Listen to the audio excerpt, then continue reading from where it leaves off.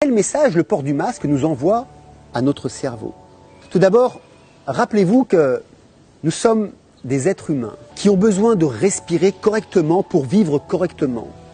Ensuite, toute information qui arrive à notre cerveau est enregistrée. Et toute information qui est répétée a comme pouvoir de s'ancrer dans notre mémoire. Nous appelons ça un conditionnement psychologique. Le port du masque obligatoire est une muselière psychologique et physique qui est totalement irrecevable. Avec un masque, le son porte moins loin. Avec un masque, il est difficile de crier.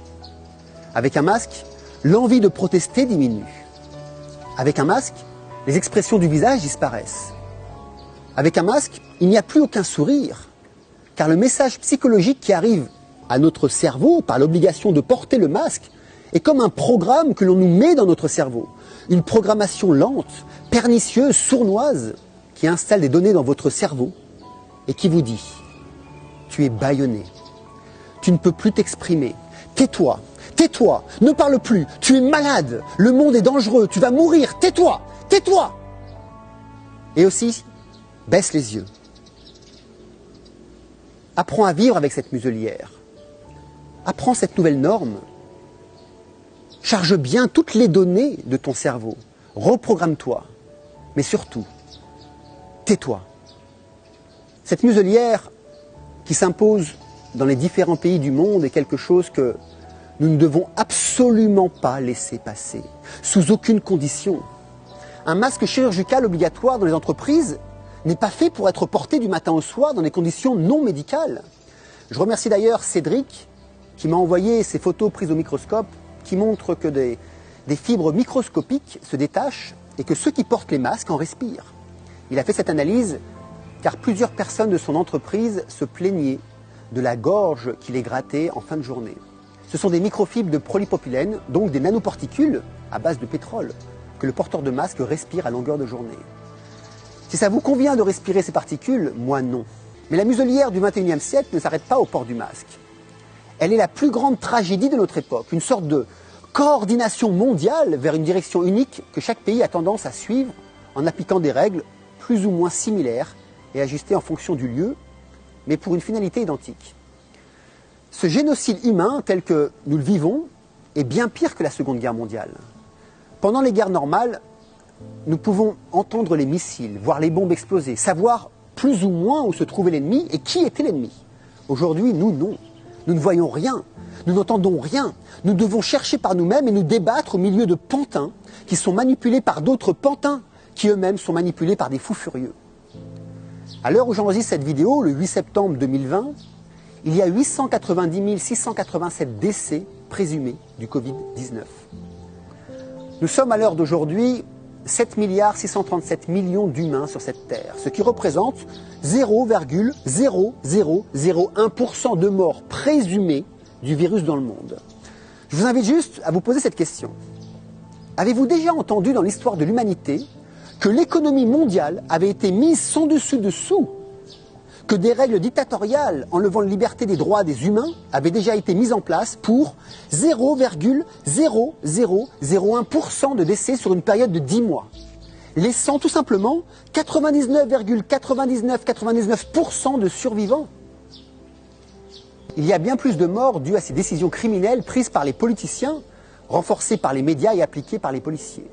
Ce sont les morts sourdes, des morts silencieuses, des morts invisibles. Comme par exemple ces auto-entrepreneurs qui perdent leur travail après 25 ans d'activité. Ces petits travailleurs qui n'ont plus rien et ont tout perdu, même l'espoir de vivre. Ici à Bali, devenue une île morte, ne laissant passer que des fantômes dans les rues. Les hôtels et restaurants sont à l'abandon. Les gens meurent littéralement de faim. Ce scénario a commencé au mois de mars et va continuer jusqu'en 2021 au plus, suivant le bon vouloir des décisions et des décisionnaires enchaînés pieds et mains liés à des cartels et des lobbies bien plus puissants qu'eux.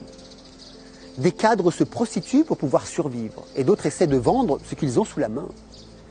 Mais il y a d'autres morts. Ces médecins du monde entier qui n'en peuvent plus de mentir en marquant des faux décès, en ne pouvant exercer leur métier correctement sous les pressions politiques.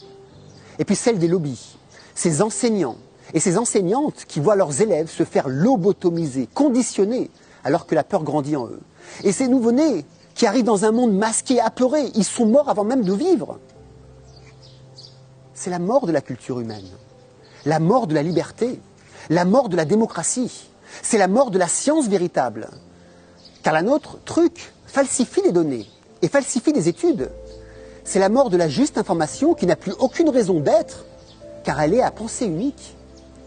Les journalistes sont des pantins qui ne font que recopier ce que leurs homologues font, ce que leurs homologues disent et écrivent. C'est aussi la mort de la liberté d'expression. Des dizaines de milliers de chaînes de YouTube supprimées et de comptes aussi sur Facebook pour ceux qui parlent trop profondément de la 5G, qui dévoilent les complots de nos dirigeants autour du corona et qui annoncent trop ouvertement les effets du grand reset à venir. L'oppression et la censure sont partout et pour continuer d'exister, il faut être vigilant. Nous vivons un préconditionnement à un monde nouveau dont nous ne voulons pas. Un monde où la pensée sera unique, un monde où le contrôle des populations sera total, un monde où les idées seront étouffées, un monde où les valeurs spirituelles n'existeront plus, un monde où l'on vous dira comment manger, où et quand et à quelle heure, où l'on vous dira quoi faire et quand, où on vous punira si vous n'obéissez pas. Alors, messieurs les dirigeants, hommes d'État, policiers et autres défenseurs de la pensée unique, en vous regardant bien dans les yeux, je vous dis que je refuse votre monde. Je suis prêt à mourir libre plutôt que de vivre pour vous en tant qu'esclave. Vous n'atteindrez jamais mon intégrité. Votre seule arme est la pression psychologique et l'oppression pour diffuser de la peur. Le problème ne vient pas de vous qui créez des lois, mais de ceux qui les respectent. Une loi ne peut exister que si elle est respectée. Si personne ne donne son accord, alors vos lois n'auront aucune valeur ni aucun pouvoir. Car vous ne pouvez pas mettre 7 milliards de gens en prison. Mais de quoi avons-nous peur? De quoi pouvons-nous avoir peur vraiment? De mourir? Nous allons tous mourir. Alors, 10 ou 20 ans de plus ou de moins, ça ne changera rien. Je ne suis pas addict à la vie comme un cocaïnomane peut être addict à sa cocaïne. Votre jeu fonctionne sur des personnes qui n'ont pas une vision plus élargie du sens de l'existence que celle de leur travail, de leur famille, de leur crédit, de leur objet. J'espère que ce message leur fera prendre conscience d'une autre dimension bien plus grande qui nous donne de la force psychologique et spirituelle, qui permet de passer les épreuves de la vie avec sérénité. Ma plus grande tristesse, c'est que vous utilisiez ces gens-là pour arriver à vos fins. Cependant, vous avez oublié qu'ils ne représentent pas le monde. Ce n'est pas à la science, ou plutôt à la pseudo-science actuelle, de décider de nos libertés. On ne peut pas laisser les cartels des données, qui contrôlent 99% des données sur Terre, contrôler la science, contrôler les politiques, les médias, et décider de nos libertés.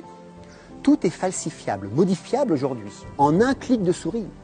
Ces cartels peuvent orienter la perception de notre réalité, la perception de nos choix, de nos décisions, non pas en fonction de ce qui est vraiment bon pour nous, mais en fonction de leur intérêt. On ne peut pas laisser les médias décider de nos libertés.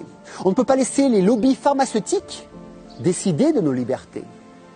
Car nous nous battons, existons pour ces mêmes libertés. Elles nous reviennent de droit, car nos vies nous appartiennent et n'appartiennent à personne d'autre que nous.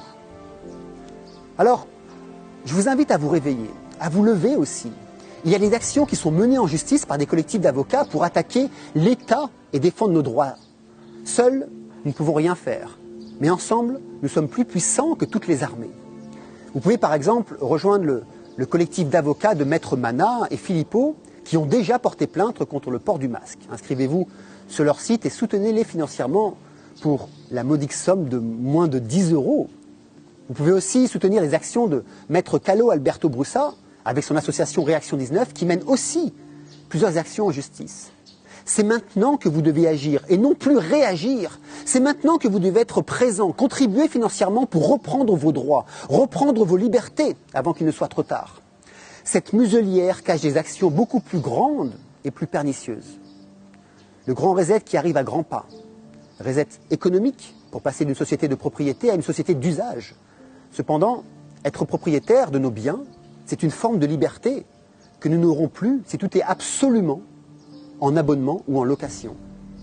Mais il y a aussi le reset social, pour nous faire accepter les grands écarts entre très pauvres et très riches. Et puis le reset géopolitique qui tend vers une gouvernance mondiale qui, d'après moi, ne pourra être totale car les Chinois ne se mettront pas aux côtés des Américains, par exemple, mais disons majoritairement mondiale, comme nous le vivons actuellement avec la pseudo-pandémie restante.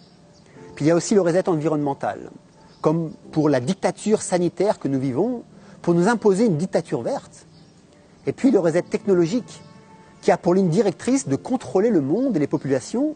Nous en avons déjà un échantillon avec le contrôle social en Chine. Et puis aussi, il y a le reset monétaire, par l'argent électronique. Ceux qui contrôlent vos comptes, contrôlent vos comportements, et donc peuvent anticiper vos décisions. Alors oui, cette muselière du XXIe siècle est le signe du grand changement. Et je vous implore de ne pas accepter l'inacceptable. Car une fois que vous aurez accepté, vous ne pourrez plus revenir en arrière. N'envoyez plus des infos négatives à votre cerveau. Envoyez-lui des infos positives.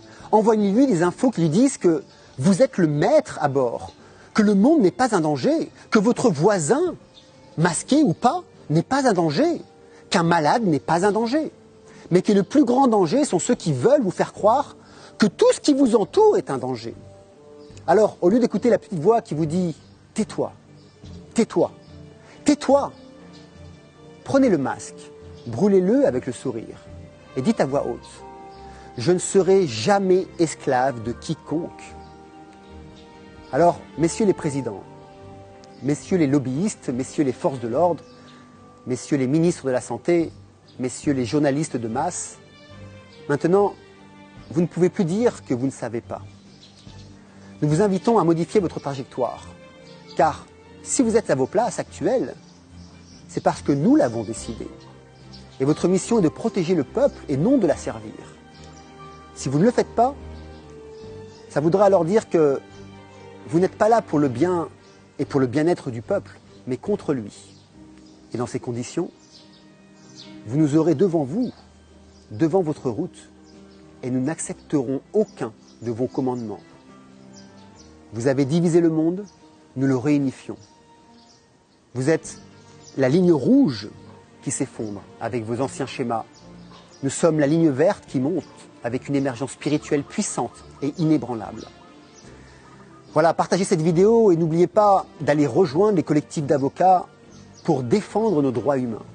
Gardez le sourire, gardez la joie de vivre, méditez, aimez, partagez, serrez-vous dans les bras, dansez, faites la fête, jouez de la musique, rayonnez de la joie de vivre, jetez vos masques.